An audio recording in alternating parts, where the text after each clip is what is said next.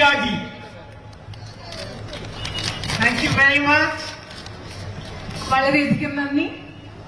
My dearest brothers and sisters, എന്റെ ഏറ്റവും പ്രിയപ്പെട്ട സഹോദരി സഹോദരന്മാരെ, first of all, I want to thank you from the deepest place in my heart.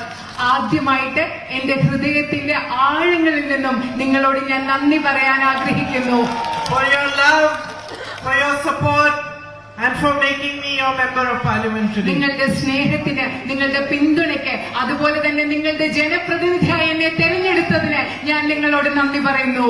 Welcome to all my colleagues from the UDF who are standing here, all of whom who worked very hard for this election, and many of the UDF workers who are amongst you, to whom I owe this victory. ഇന്ന് ഈ വേദിയിൽ നിൽക്കുന്ന ഈ തെരഞ്ഞെടുപ്പിൽ എനിക്ക് വേണ്ടി കഠിന പ്രയത്നം ചെയ്ത ഐക്യജനാധിപത്യ മുന്നണിയുടെ എല്ലാ സഹപ്രവർത്തകരെയും, അതുപോലെ തന്നെ ഇന്ന് ഈ ജനക്കൂട്ടത്തിൽ ഇവിടെ എത്തിച്ചേർന്നിട്ടുള്ള ഐക്യജനാധിപത്യ മുന്നണിയുടെ പ്രവർത്തകരെയും നിങ്ങൾക്കാണ് എന്റെ ഈ വിജയം സമർപ്പിക്കുന്നത്. നിങ്ങൾക്ക് എല്ലാവർക്കും ഞാൻ നന്ദി പറയുന്നു. Because for many years, for 35 years, I managed elections for my mother and brother. I understand the kind of hard work that goes into elections and campaigning on the ground. കാരണം കഴിഞ്ഞ 35 വർഷങ്ങൾക്കായി എന്റെ അമ്മയ്ക്കും സഹോദരനും വേണ്ടിയുള്ള ഇലക്ഷൻ പ്രചരണത്തിന്റെ ചുമതല എനിക്കായിരുന്നു. അതുകൊണ്ട് എത്രമാത്രം ബുദ്ധിമുട്ടാണ് താഴെത്തട്ടിൽ ഇലക്ഷൻ പ്രവർത്തനം നടത്തുക എന്നത് എനിക്ക് കൃത്യമായിട്ട് അറിയാം. So I know very well that such big margins are not possible unless there is very hard work by each and every worker on the ground, and I thank you all for that. എനിക്കറിയാം ഇത്രയും വലിയ ഭൂരിപക്ഷം കിട്ടുക എന്നത് താഴെത്തട്ടിലുള്ള നിങ്ങളുടെ ഓരോരുത്തരുടെയും കഠിനാധ്വാനമില്ലാതെ സാധ്യമല്ല എന്ന് എനിക്കറിയാം. അതുകൊണ്ട് നിങ്ങൾക്ക് ഓരോരുത്തരോടും അതിനുവേണ്ടി ഞാൻ നന്ദി പറയുകയാണ്. And of course they are never possible unless the people want to vote for you, unless they want to give you your love and their love and affection.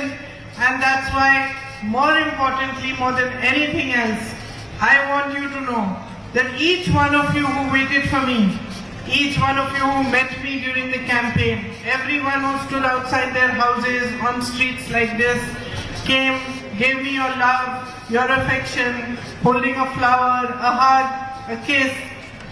I want each one of you to know that you are my responsibility, that I take your love with complete seriousness, and it is my duty to fight for you, to give you a better future in the next 5 years and ahead. അത് മാത്രമല്ല, നിങ്ങൾ മനസ്സിലാക്കണം, ഇത്രയും വലിയൊരു ഭൂരിപക്ഷം എന്ന് പറയുന്നത് ജനങ്ങളുടെ സ്നേഹം ഇഷ്ടവും ഇല്ലാതെ സാധ്യമാവുകയില്ല. ജനങ്ങൾ വന്ന് നിങ്ങൾക്ക് വോട്ട് ചെയ്തില്ലെങ്കിൽ അത് സാധ്യമാവുകയില്ല.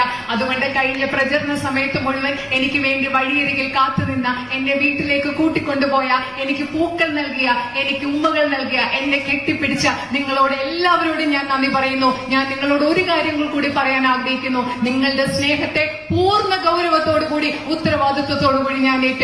അടുത്ത 5 വർഷങ്ങൾ നിങ്ങളുടെ ആവശ്യങ്ങൾക്ക് വേണ്ടി പ്രവർത്തിക്കുക എന്നത് എന്റെ ഏറ്റവും വലിയ ഉത്തരവാദിത്തമായി ഞാൻ കണക്കാക്കുന്നു. During the campaign, I met many of you. I met farmers, owners of small shops, businesses, teachers. I met sisters in churches. I went to mosques, temples. I met everybody, many people. And from you, I was able to gauge and understand the issues that you face in your everyday life. പ്രചരണ സമയത്ത് നിങ്ങൾ ഒരുപാട് പേരെ ഞാൻ കണ്ടു. ഇവിടുത്തെ കർഷകരെ കണ്ടു, ആദിവാസി സമൂഹത്തിൽപ്പെട്ടവരെ കണ്ടു, ടീച്ചേഴ്സിനെ കണ്ടു, അധ്യാപകരെ കണ്ടു, അതുപോലെ സിസ്റ്റേഴ്സിനെ കണ്ടു. അതുപോലെ ഞാൻ ക്ഷേത്രങ്ങളും പള്ളികളും മോസ്കുകളുടെ ഒക്കെ ഭാഗമായി സന്ദർശനം നടത്തി. അവിടെ നിന്ന് എല്ലാവരും നിങ്ങളോട് സംസാരിച്ചതിൽ നിന്നും നിങ്ങൾ നേരിടുന്ന പ്രശ്നങ്ങൾ എന്താണെന്ന് എനിക്ക് മനസ്സിലാക്കാൻ പറ്റിയിട്ടുണ്ട്. There are big issues here that need to be resolved, that need to be worked on. I met some people from tribal communities who told me about the difficulties they have, especially for health services, educational services. ഇവിടെ വലിയ പ്രശ്നങ്ങളുണ്ട്, പരിഹരിക്കപ്പെടേണ്ടതായ വലിയ പ്രശ്നങ്ങളുണ്ട്. അതുപോലെ തന്നെ ആദിവാസി സമൂഹത്തിൽ നിന്ന് ബന്ധപ്പെട്ട ചിലരെ ഞാൻ കണ്ടു. അവർക്ക് വിദ്യാഭ്യാസവും ആരോഗ്യവുമായും ബന്ധപ്പെട്ട പ്രശ്നങ്ങൾ പരിഹരിക്കേണ്ടതുണ്ട്. Farmers who are suffering due to the policies of the government, not getting the right prices for their crops, and also the man-animal conflict due to which their crops are endangered and very often disturbed and eaten or destroyed by animals. ഇവിടെ കഷ്ടപ്പെടുന്ന കർഷകരുണ്ട്, കാരണം അവർക്ക് കൃത്യമായ വില ലഭിക്കുന്നില്ല.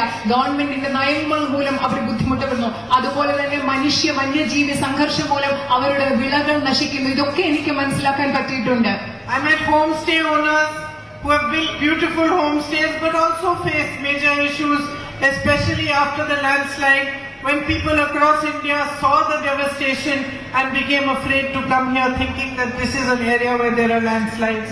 So there is a lot of work that we need to do, even just to show that the landslide was in a small area and the rest of this beautiful constituency of Wayanad is beautiful and still welcomes tourists, and there is no such danger over here.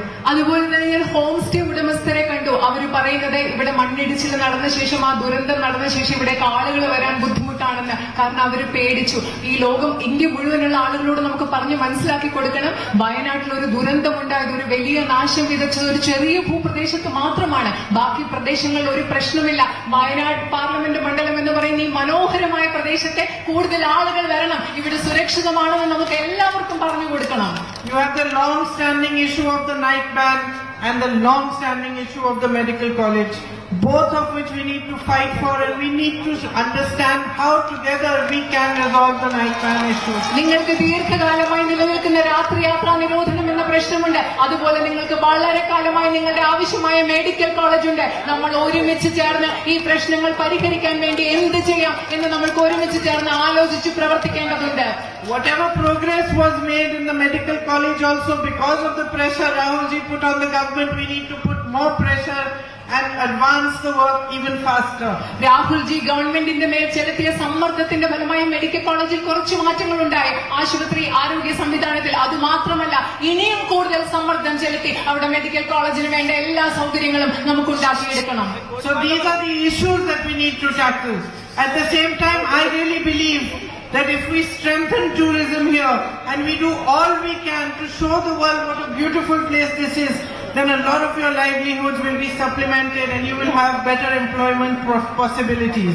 അതുമാത്രമല്ല, ഈ പ്രശ്നങ്ങൾ പരിഹരിക്കാൻ വേണ്ടി നമ്മൾക്ക് ഒരുമിച്ച് പ്രവർത്തിക്കണം. അതുപോലെ വയനാട്ടിലെ വിനോദസഞ്ചാര മേഖലയെ നമ്മൾ ശക്തിപ്പെടുത്തുകയാണെങ്കിൽ അതിൽ കൂടെ നിങ്ങൾക്ക് ഒരുപാട് തൊഴിലവസരങ്ങൾ ഉണ്ടാകും. അതുപോലെ നിങ്ങളുടെ ജീവനോപാധികളെ നമുക്ക് മെച്ചപ്പെടുത്താനും സാധിക്കും. And with the beautiful